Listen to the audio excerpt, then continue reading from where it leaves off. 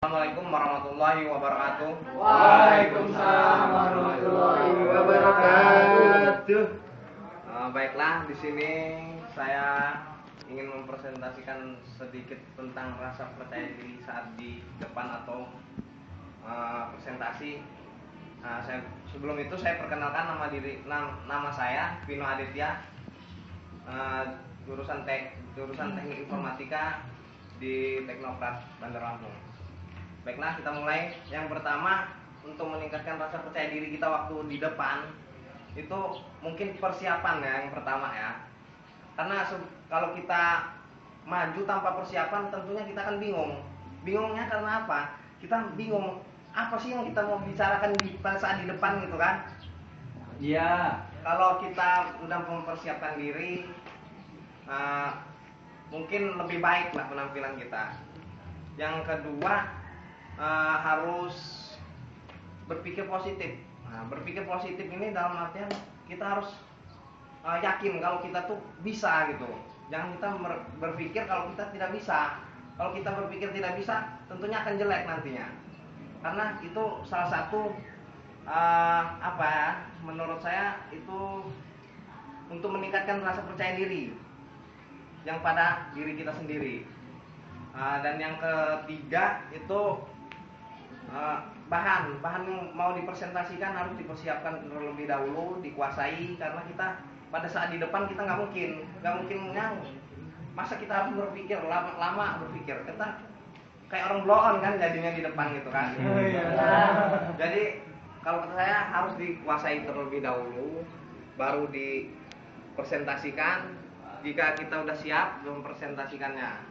Jadi yang keempat, penampilan ini salah satu faktor utama untuk presentasi, karena tanpa penampilan kita yang rapi dan nyaman, kita nggak akan senyaman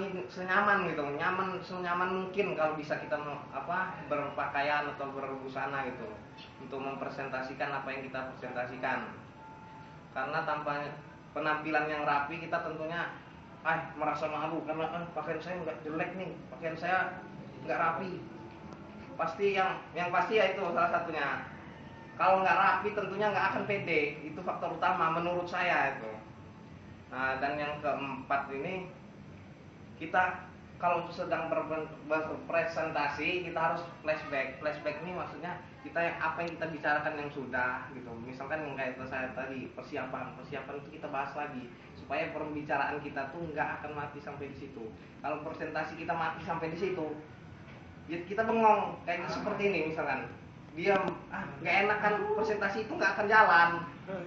Kalau kita flashback, kita tanyalah audiensnya, kita tanya apa sih menurut anda persiapan diri itu, misalkan terus apa sih untuk penampilan kita yang serapi dan serapi mungkin. Terus itu yang kelima yang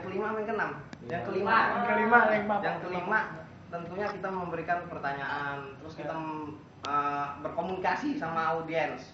Nggak mungkin kita nggak berkomunikasi gitu kan.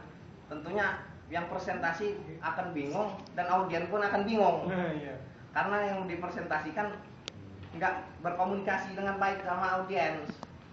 Kalau menurut saya harus berkomunikasi, harus bertanya, timbal balik lah. Kalau tidak ada timbal balik, kayaknya nggak hidup gitu presentasinya. Mungkin itu saja yang